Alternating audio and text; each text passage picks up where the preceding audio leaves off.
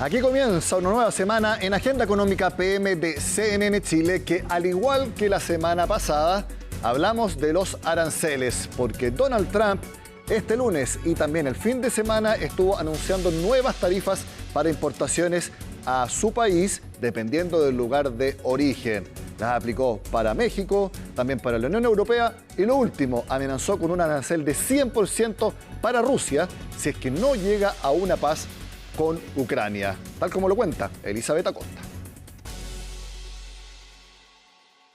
Sigue la impredecible política arancelaria de Donald Trump.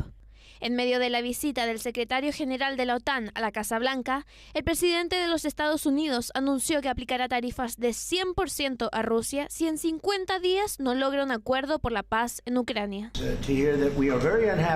Estamos muy descontentos con Rusia, pero quizás lo discutamos otro día. Estamos muy descontentos con ellos y vamos a aplicar aranceles muy severos si no llegamos a un acuerdo en 50 días. Aranceles de aproximadamente el 100%, los llaman aranceles secundarios. Ustedes saben lo que eso significa. Además, este fin de semana, el mandatario anunció tarifas de 30% a su mayor socio comercial, la Unión Europea, a través de un post en su red Truth Social. Estamos tratando con otros países y con ciertos países que preferirían un acuerdo que un regular, si están dispuestos. Estos son países que no han sido cerrados, pero nosotros nos hemos abierto a ellos. En otras palabras, no nos permitían hacer negocios allí, pero sí lo harían en nuestro país. No es un trato justo. Así que la Unión Europea está hablando con nosotros. Quieren abrir su país. Desde la Unión Europea ampliaron la suspensión de sus reacciones y continúan dispuestos a negociar. Como saben, tenemos un enfoque de 2 vías, lo cual es muy importante. Siempre hemos sido muy claros en nuestra preferencia por una solución negociada. Esto se mantiene y aprovecharemos el tiempo que tenemos hasta el 1 de agosto. En cuanto a la segunda vía, hemos trabajado desde el principio y ahora estamos listos para responder con contramedidas. Nos hemos preparado para ello y podemos responder con contramedidas si es necesario. 30% o superior al 30%, por lo que eventualmente cualquier contramedida adicional de Estados Unidos tendrá más o menos el mismo efecto. En la práctica, prohíbe el comercio. Si hablamos de un 30% o más, el impacto en el comercio será enorme. Será casi imposible continuar el comercio, como estamos acostumbrados en una relación transatlántica. Y si consideramos el impacto que esto tendría, debo decir que las cadenas de suministro transatlánticas se verían gravemente afectadas a ambos lados del Atlántico. Hemos debatido la situación actual y las perspectivas de las relaciones comerciales entre la Unión Europea y Estados Unidos, incluyendo posibles contramedidas de la Unión Europea, a la luz de las negociaciones en curso para un acuerdo de principio, así como del anuncio del presidente estadounidense Donald Trump durante el fin de semana de imponer aranceles generales del 30% a la Unión Europea a partir del 1 de agosto, lo cual, debo decir, los Estados miembros consideran absolutamente inaceptable e injustificado. En nuestro lado del continente también hay afectados. Luego del 50% aplicado a los envíos de Brasil, fue el turno de México. A través de su red social, Trump publicó otra carta en la que acusa a México de no hacer suficiente para controlar el tráfico de fentanilo que llega a Estados Unidos, por lo que aplicará 30% a las exportaciones del país. Nosotros creemos que, por lo que platicaron el día de ayer nuestros compañeros, que vamos a llegar a un acuerdo con el gobierno de los Estados Unidos y que vamos a llegar, por supuesto, a mejores condiciones. Por lo tanto, quiero decir, con el debido respeto al presidente Trump, que está mal informado, muy mal informado. Estados Unidos no tiene un déficit comercial con Brasil. Lucharé e intentaré por todos los medios evitar los impuestos. Lucharé en la OMC. Hablaré con mis socios del BRICS. Ahora bien, si no hay una solución mediante el diálogo, cara a cara, estableceremos reciprocidad. Si ellos graban aquí, grabaremos allá. Si ellos graban aquí, grabaremos allá.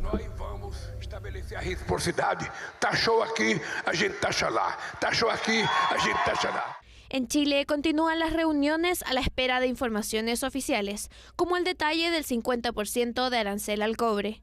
La Cancillería anunció que a fines de julio sostendrá una segunda ronda de conversaciones presenciales con el gobierno estadounidense. Desde la semana pasada, nosotros los periodistas, también el mercado, volvió a estar atento prácticamente a cada minuto, especialmente en las redes sociales de Donald Trump, para ver los próximos anuncios o amenazas o mensajes respecto a los aranceles. Eso vuelve a dar mucha incertidumbre y vamos a conversar al respecto con el gerente general de Octagon en nuestro país. Ahí lo vemos a Manuel Bengolea para que veamos cómo está viendo estos momentos el mercado. Manuel, gracias por estar en Agenda Económica.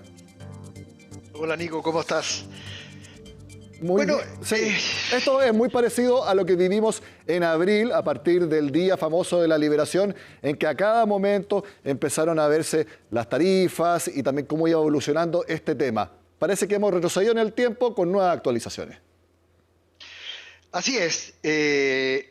Efectivamente, aparecen de nuevo las amenazas, pero hay una diferencia, yo diría, sustancial, Nico, con respecto a lo que fue el desastre que implicó para los mercados el día de la liberación, el 2 de abril. Yo diría que en general los inversionistas se han ido acostumbrando a lo que es la realidad, ¿no es cierto? Que Trump dice, probablemente porque tiene incontinencia verbal, un disparate y después lo tiene que arreglar, ¿no es cierto? Fue el caso de las tarifas, con sus anuncios, ¿no es cierto?, que después tuvo que echar pie atrás, en varios casos, y de hecho, ¿no es cierto?, después del 2 de abril, el impacto que sufrió el mercado accionario fue parecido en magnitud, en periodo de tiempo, al de la gran crisis financiera del 2008 y a lo del COVID 2020. Sin embargo, ¿no es cierto?, cuando uno analiza qué ha sucedido últimamente con las tarifas anunciadas a diferentes países, a la tarifa del cobre específicamente, uno ve que la reacción se ha diluido. Y se ha diluido, ¿no es cierto?, porque el mercado no le está creyendo al señor Trump y ve que, a mi juicio es lo más importante, la economía americana no se va a descarrilar producto de estos anuncios desmesurados del presidente Trump. Y lo otro, ¿no es cierto?, es que el impacto en inflación que iban a tener estas famosas tarifas, hasta ahora por lo menos, serían bastante más leves.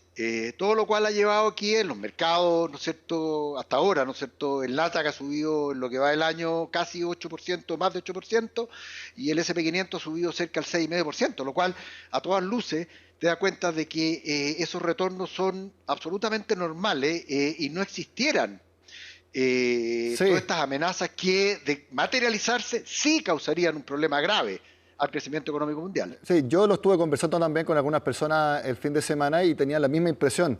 No te preocupes, si los anuncios de Donald Trump nadie les cree ya, el mercado prácticamente no se mueve cuando se están fijando estos aranceles. Ahora, yo lo que pensaba es, pero al punto en que estamos, o sea, que al presidente de Estados Unidos habla públicamente y dice algo y el mercado simplemente ya no le cree. Eso de por sí ya debería ser una señal de incertidumbre en todo sentido. Sin embargo, está pasando lo que tú mencionas. Prácticamente pasan coladas esos anuncios que en cualquier otro mandato moverían los mercados instantáneamente. Absolutamente. Te voy a dar un dato más concreto, Nico. Cuando uno mira, ¿no es cierto?, la volatilidad que se mide, tanto para las acciones como para los instrumentos de renta fija, en Estados Unidos estoy hablando, por supuesto, y, ¿no es cierto?, un indicador del tipo cambio, todas esas volatilidades que se fueron a las nubes después del día de la liberación, el 2 de abril, todas han tendido a caer y a caer en forma muy significativa. ¿Te fijas? Y es porque el mercado, ¿no es cierto?, no le está haciendo caso. Ahora, estoy de acuerdo en una insinuación tuya, que eso es complicado. Es complicado porque la personalidad de Trump es complicada y él puede decidir jugársela al todo o al nada con estas tarifas y decir, ¿sabes qué más? No me quieren hacer caso, ok, voy a chantar tarifas lo suficientemente altas como para hacerme creíble. Eso es un riesgo muy, muy alto y la probabilidad de que esto ocurra, yo creo que de alguna manera se está reflejando en algunas condiciones de mercado. De hecho, déjame darte el dato. Llama la atención, ¿no es cierto?, que las tasas de interés para los instrumentos de renta fija del gobierno de Estados Unidos que incorporen inflación, o sea, el equivalente al UF nuestra, los famosos TIPS de Estados Unidos, han mostrado tasas reales cercanas al 2% en el último tiempo, todo lo cual te da cuenta de que hay cierto nerviosismo de que el presidente Trump pueda, ¿no es cierto?, materializar sus amenazas al final del día. Todos pensamos, ¿no es cierto?, en que los asesores del señor Trump, su secretario del Tesoro, su secretario de Comercio, gente instruida además y con experiencia en los mercados financieros, lo deben aconsejar y decirle, señor presidente, por este lado vamos mal. Pero, ¿no es cierto?, hay ciertas variables que te dicen de que ese riesgo todavía está latente. También lo que debe estar pensando el mercado es que, ok, digamos que aplica los aranceles que está amenazando con las cartas y que publica a través de su red social. O sea, ya partimos de una manera absolutamente inédita. Bueno, digamos que lo aplica. Lo que está viendo el mercado también es que una vez que Donald Trump deje la Casa Blanca, quien venga después podría retrotraerlo y darle un carril mucho más de sentido común a el libre comercio que ha pregonado Estados Unidos desde su creación? Absolutamente, Nicolás. Tú lo que acabas de decir tú se llama expectativas racionales en el estudio de la ciencia económica y hay a lo menos 3 premios Nobel desde hace mucho tiempo por este tema y ese es el problema. El mercado del cobre es el más elocuente. Fíjate tú que Donald Trump anuncia una tarifa de 50% del precio del cobre, sube el precio del cobre, ¿no es cierto? Pero a la larga, ¿no es cierto?, cuando uno piensa, ¿no es cierto?, uno dice, oye, cualquier aumento en la capacidad adicional de Estados Unidos en cobre se va a demorar, ¿cuánto? 6 años, 7 años, 8 años en el mejor de los casos. No va a estar Trump cuando esto se materializa. Probablemente, entonces, lo que va a pasar es que el próximo gobierno va a desandar eso y el mercado se lo tomó como tal. Te fijas, subió el precio del cobre solo un 10%, ni de cerca un 50%. ¿Y por qué subió un 10%? Bueno, porque muchos dijeron en el interín, ¿no es cierto?, si tengo que comprar cobre para abastecer a la industria nacional de Estados Unidos, bueno, se adelantaron a eso y pagaron un poco más por ese precio. Pero ese efecto también se ha ido diluyendo. ¿Por qué? Porque no basta con declarar o establecer una tarifa para hacer, ¿no es cierto?, que Estados Unidos o las empresas americanas produzcan más cobre, porque eso tiene una demora, producto de las regulaciones de Estados Unidos, que son a lo menos 8 años. Y eso no puede cambiarlo por más que quiera. Eso es Trump. Manuel, unos últimos minutos para también perspectivas para las personas que tengan sus fondos en renta variable o en renta fija, tienen más o menos una estructura de lo que quieren hacer. ¿Tú recomendarías que se mantengan en lo que ya tienen planificado y que no hagan cambios de fondos de manera fuerte debido a lo que está sucediendo por las mismas razones que hemos estado conversando en los últimos minutos? Así es. La mejor decisión, ¿no es cierto?, es no moverse en periodo de turbulencia, eso está claro. Lo demuestra el caso elocuente de Estados Unidos, ¿no es cierto? En algún minuto, a partir del 2 de abril, había una estampida de salida desde las acciones americanas para irse a acciones de Europa, Japón, mercado emergente. Y cuando uno mira el retorno 3 meses después, cuando ya la calma se ha establecido, o la relativa calma se ha establecido en los mercados, resulta que Estados Unidos en los últimos 3 meses ha sido por lejos, ¿no es cierto?, el país con mayor rentabilidad. Por lo tanto, las cosas vuelven a su cauce. No es el momento de tomar decisiones, ¿no es cierto? Yo creo que la economía americana va a andar bien, a pesar de las disposiciones del señor Trump. Eso va a hacer que le vaya bien a las empresas americanas y las empresas americanas tienen una ventaja respecto de las del resto del mundo, que son las capaces de despachar, ¿no es cierto?, resultados efectivos muy por sobre lo que muestran sus pares en Europa, en Japón e inclusive en mercado emergente. Manuel Bengolea, gerente general de Octogon en Chile, muchas gracias por estar en Agenda Económica. Hace tiempo que no conversábamos, así que fue una muy buena oportunidad para retomar tus análisis. Que estés muy bien, buena semana. Adiós, Nico, gracias por la invitación. Hacemos la pausa en Agenda Económica y al regreso les contamos el último caso que podría mostrar una estafa piramidal en nuestro país. Se lo contamos después de la pausa.